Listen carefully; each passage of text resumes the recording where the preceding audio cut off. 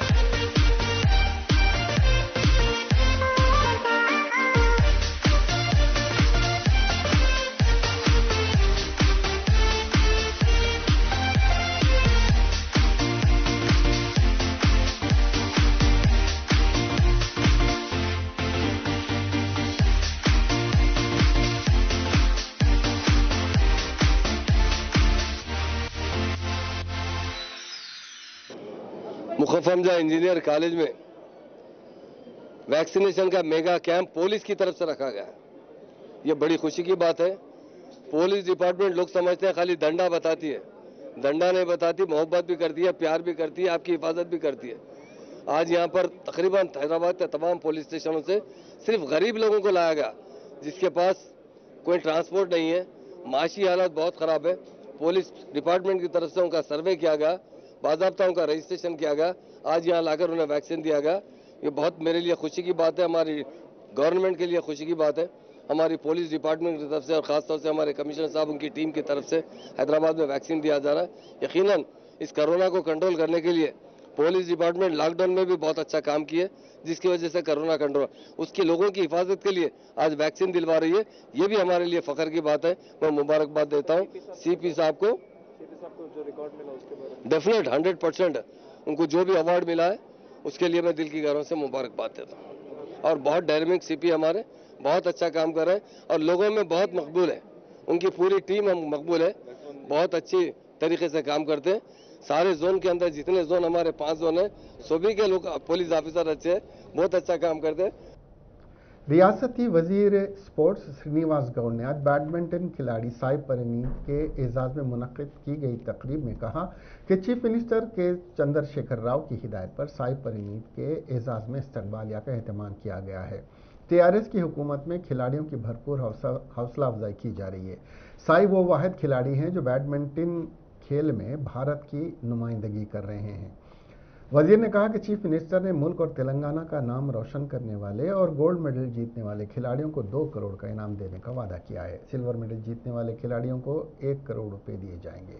श्रीनिवास गौड़ ने कहा कि टोक्यो ओलंपिक्स में भारत की नुमाइंदगी कर रहे हैं, हमारे नेक ख्वाहिशात उनके साथ हैं।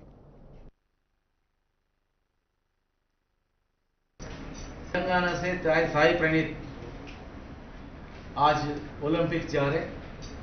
हमारे सीएम साहब साई प्रणीत को अच्छा सत्कार करके और उसका अभिनंदन करना बोल के हमारे गवर्नमेंट से एज पर डायरेक्शन और ऑनरेबल सीएम हम लोग आज कर रहे। इंडिया से सिंगल बैडमिंटन साई प्रणीत लड़ने के लिए जा रहे, खेलने के लिए जा रहे। हम बहुत कॉन्फिडेंस है, बहुत डिसिप्लिन आदमी है, डिसिप्लिन से खेलने वाले हैं। हम लोग बहुत भरोसा है।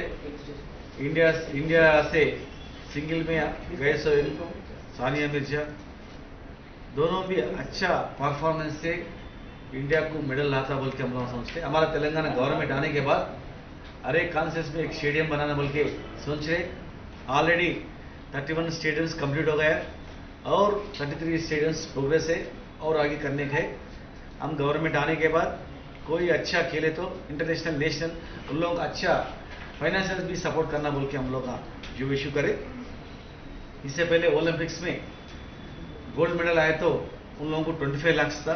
हम गवर्नमेंट आने के बाद हम 2 करोड़ करें और ब्रांज और रजता और कांस्य उन लोगों भी 16 लाख थे, वो 1 करोड़ करे।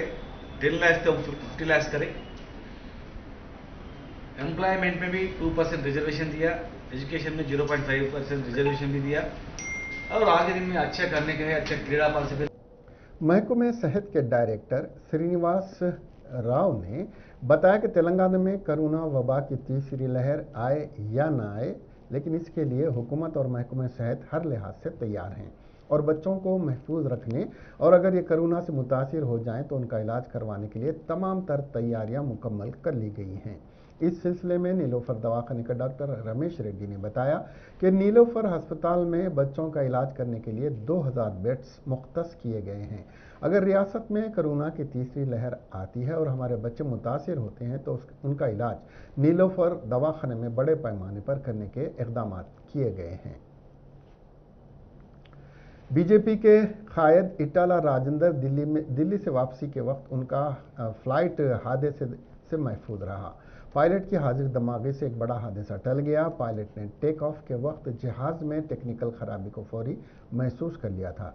इस फ्लाइट में इटाला राजेंद्र के साथ रुकन असेंबली रघुनंदन, ए रविंदर रेड्डी, टी उमा के अलावा 184 अफराद सवार थे।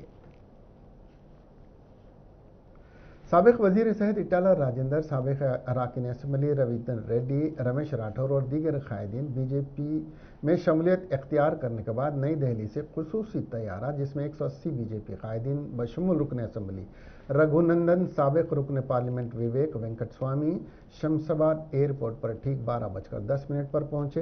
एयरपोर्ट पर इटाला राजेंद्र के अफराद खानदान और सैकड़ों बीजेपी कारकुनों ने वालेहाना खैर मकदम किया और वक्फे से जय इटाला राजेंद्र, जय श्री राम, केसीआर डाउन डाउन के नारे बुलंद किए।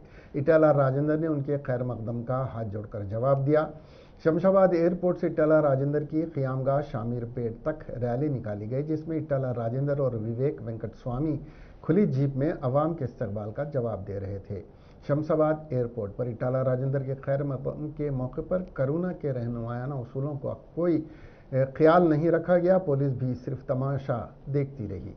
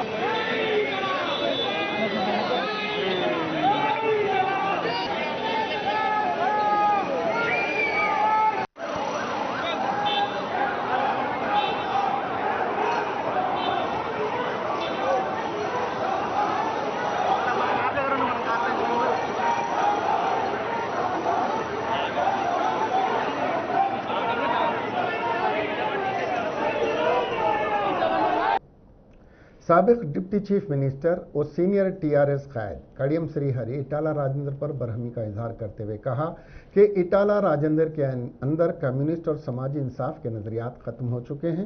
वो अपने सियासी मुस्तकबिल और अराजियात के केसों से निजात हासिल करने के लिए बीजेपी में शमूलियत इख्तियार कर रहे हैं।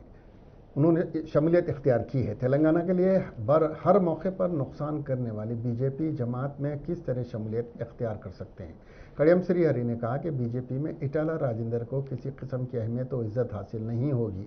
उन्होंने कहा कि इटाला बीजेपी के कौमी सदर जेपी नड्डा की सरपरस्ती में पार्टी में शामिल होने का ऐलान किया था, लेकिन वो नड्डा की सरपरस्ती से महरूम हो गए। उन्होंने कहा कि अगर इटाला शफाफ हों तो उन्हें बीजेपी में शमूलियत करने की ज़रूरत क्यों महसूस की।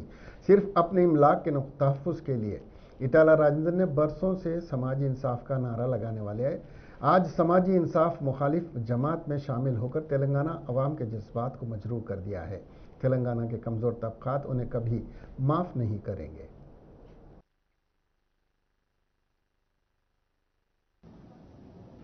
మీరు ఏ మార్గాన పోవాలనుకుంటున్నారు?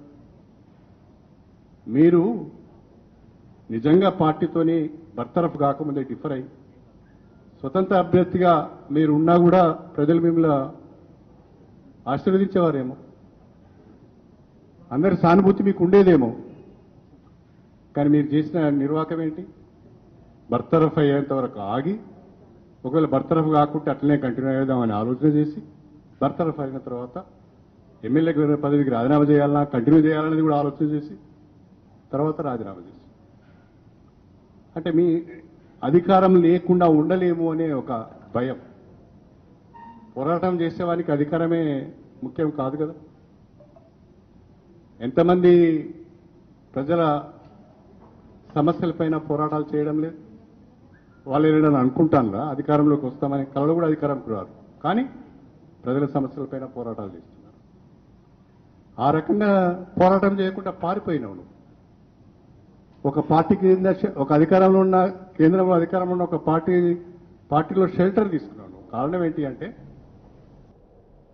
वाईएस शर्मिला ने अपने ट्वीट के जरिए कहा कि चीफ मिनिस्टर के चंद्रशेखर राव हथेली में जन्नत बताते हैं और जन्नत बताने में माहिर हैं। जल्द 50,000 जायदादों को पुर करने का ऐलान किया, लेकिन 6 महीने का अरसा गुजर चुका है, लेकिन वो अभी तक खामोशी अख्तियार हुए हैं। शर्मिला ने कहा कि मुलाजिमत का नोटिफिकेशन न आने से कई नौजवान बेरोजगारी से तंग आकर खुदकशी करने पर मजबूर हो रहे हैं। इसके बावजूद चीफ मिनिस्टर के चंद्रशेखर राव का रवैया गैर संजीदा है। उन्होंने चीफ मिनिस्टर से मुतालबा किया कि 50,000 नहीं, रियासत के 1,51,000 मखलूआ जायदादों को पूर किया जाए। शर्मिला ने कहा कि केसीआर हथेली में जन्नत बताने की आदत को ख़त्म करते हुए अमली इक़दामात करें ताकि हमारे नौजवान मुलाजिमत हासिल कर सकें और नौजवानों की खुदकशी का इख्तिताम हो सके। नीलोफर दवाखाने के कॉन्ट्रैक्ट और आउटसोर्सिंग मुलाजिमीन ने धरना मुनज़्ज़म करते हुए हुकूमत से मुतालबा किया कि वह जियो नंबर 60 मुस्तरद करे। मुलाजिमीन ने बताया कि नए पीआरसी के सिलसिले में जारी करदा जियो लैब टेक्नीशियन और दीगर को बजाय फ़ायदे के नुकसान होने का अंदेशा है, क्योंकि हुकूमत की जारी करदा जियो में जो मुस्तकिल मुलाजिमीन को पे स्केल दी जा रही है वो कॉन्ट्रैक्ट और आउटसोर्सिंग मुलाजिमीन को नहीं दी जा रही है। कड़पा जिले के पुलिवेंदला में वाईसीपी के 2 खानदानों में तसादुम के नतीजे में 2 लोग हलाक हो गए। इस तसादुम में बंदूक का इस्तेमाल किया गया। यह वाक़या आज सुबह 8 बजे पेश आया। वाक़े के बमूजिब 48 साला पार्थसारथी रेड्डी और 62 साला प्रसाद रेड्डी आपस में रिश्तेदार थे। इन दोनों के खानदानों में पुरानी दुश्मनी थी। पार्थसारथी एक बड़ी खंजर लेकर प्रसाद रेड्डी के घर गया। प्रसाद रेड्डी को डर हो गया कि वो उसे कत्ल कर देगा। चुनाचे प्रसाद रेड्डी ने पार्थसारथी पर अपनी लाइसेंस की गन से फायर कर दिया। पार्थसारथी की मौके पर ही मौत हो गई। प्रसाद रेड्डी ने इसके बाद अपने आप को गोली मार ली। इस तरह आपसी दुश्मनी ने 2 लोगों की जान ले ली। इस मौके पर पहुंची पुलिस ने एक मुकदमा दर्ज करके तहकीकात का आगाज कर दिया। सदर तेलंगाना जन समिति प्रोफेसर कोदंडराम ने वजीर आला के चंद्रशेखर राव पर तनकीद करते हुए इस बात का इल्ज़ाम आयद किया कि ये पीआरसी के मामले में मुलाजिमीन को फिर एक मरतबा धोखा दे रहे हैं। जियो के मुताबिक जून से उस पर अमलावरी की बात की जा रही है, जबकि उनकी इतलात के मुताबिक मुलाजिमीन के पे रिवीजन और पे स्केल जून के माह तक तय करना नामुमकिन है और ये जुलाई या अगस्त तक तय किया जाएगा और सितंबर से पीआरसी पर अमल मुमकिन है। इस सिलसिले में हुकूमत को वजाहत करनी चाहिए, उन्होंने कहा। तेलंगाना हुकूमत कोरोना के फैलाव को रोकने के लिए रियासत में लॉकडाउन नाफिज कर चुकी है। रियासत में और हैदराबाद में लॉकडाउन की वजह से कमी देखी जा रही है। हुकूमत लॉकडाउन में मजीद नरमी के लिए कोशा है। इस वक्त 6 बजे सुबह से शाम 6 बजे तक लॉकडाउन में नरमी चल रही है। 19 जून तक इस पर अमलावरी होगी। 20 जून से हुकूमत लॉकडाउन को ख़त्म करते हुए सिर्फ रात के कर्फ्यू पर संजीदा है। रात का कर्फ्यू 9 बजे रात से सुबह 5 बजे तक किए जाने की उम्मीद की जा रही है। 5 बजे सुबह से रात 9 बजे तक नरमी रहेगी। हुकूमत एहतियाती तौर पर मजीद 1 हफ्ता रात के कर्फ्यू के लिए संजीदा हो चुकी है। चीफ मिनिस्टर के चंद्रशेखर राव 20 जून से अजला का दौरा कर रहे हैं, इसलिए हुकूमत ने नरमी देने का फैसला किया है। हैदराबाद में लॉकडाउन के रूल्स की खिलाफ वर्जी करने वाले तकरीबन 60 अफराद को पुलिस ने हिरासत में लेकर उनकी काउंसलिंग की। पीर की रात फलकनुमा पुलिस ने फलकनुमा पुलिस स्टेशन के हुदूद के तीगलकुंटा और इसके अतराफ के इलाकों में ऑपरेशन चबूतरा चलाया। पुलिस ने इस ऑपरेशन के हिस्से के तौर पर 60 नौजवानों को हिरासत में ले लिया जो लॉकडाउन के कवायद की खिलाफ वर्जी कर रहे थे। शहर के मुख्तलिफ मकामात पर पेश आने वाले जराइम की वारदातों में इजाफे के पेश नज़र यह ऑपरेशन शहर के मुख्तलिफ पुलिस स्टेशनों के हुदूद में रात देर गए चलाते हुए लॉकडाउन के कवायद की खिलाफ वर्जी करने वालों को हिरासत में लेकर उनकी काउंसलिंग की जा रही है। इस मौके पर डीसीपी साउथ जोन गजाराव भोपाल ने एक फंक्शन हॉल में हिरासत में लिए गए नौजवानों की काउंसलिंग की। తెలంగాణ రాష్ట్రం మొత్తం లాక్డౌన్ పెట్టడం జరిగింది. ఇప్పుడు సాయంత్రం 6 గంటల నుంచి పూర్తి లాక్డౌన్ అమల్లో ఉంది. ఈ లాక్డౌన్ సమయంలో మనకి అక్కడక్కడ చిన్న చిన్న సంఘటనలు జరిగాయి, చాలా దురదృష్టకరమైనటువంటి సంఘటనలు. దీని దృష్టిలో ఉంచుకుని మళ్ళీ ఈ మిషన్ చబూత్రా మళ్ళీ మొదలు పెట్టడం జరిగింది. ఈ ముఖ్యమైనటువంటి ఈ కూడల్లో కూర్చుని కబుర్లు చెప్పుకుని పిచ్చపాటి మాట్లాడుకునే వాళ్ళందరినీ కూడా తీసుకొచ్చి కౌన్సిల్ చేయడం జరుగుతుంది. ముఖ్యంగా ఈ కరోనా రోజుల్లో లాక్డౌన్ 6 గంటల నుంచి మొదలైన దగ్గర నుంచి ఎవరు బయటకు రాకూడదని సూచించారు. रुकन तेलंगाना कानून साज काउंसिल कलवा कुंटला कविता ने लाइब्रेरियों की इफादियत पर रोशनी डालते हुए कहा कि जदीद टेक्नोलॉजी के दौर में किताब बीनी की अहमियत अपनी जगह पर कायम है। हालांकि कंप्यूटर ने किताबों और लाइब्रेरियों की इफादियत को कम करने की कोशिश की, लेकिन कंप्यूटर किताबों की मुकम्मल जगह लेने में नाकाम है। कविता ने आज जगत्याल जिले के लाइब्रेरी कमेटी के चेयरमैन डॉक्टर चंद्रशेखर गौड़ की बहैसियत सदर नशीन हुसूल जायज़ा की तकरीब में बहैसियत मेहमान खुसूसी खिताब करते हुए ख़ास तौर पर तलबा को मशवरा दिया कि वह किताब और लाइब्रेरी से अपने रिश्ते को कायम व मजबूत रखें ताकि मुस्तकबिल के मुसाबकती मुकाबलों में अपना मुकाम बना सके। किताब से रग़बत, मुताल्लिक़ा मज़मून और जनरल नॉलेज के हुसूल के ज़रिए अपने मुस्तकबिल को संवार सकते हैं। इस तकरीब में रियासती वज़ीर अक़लियती बहबूद के ईश्वर, स्टेट लाइब्रेरी के चेयरमैन आशुतम श्रीधर और अरकान असम्बली ने बहैसियत मेहमानान खुसूसी शिरकत की। इसके साथ ये खबरें यहीं ख़त्म हुई। अब हमें दीजिए इजाज़त और देखते रहिए INN चैनल। खुदा हाफ़िज़।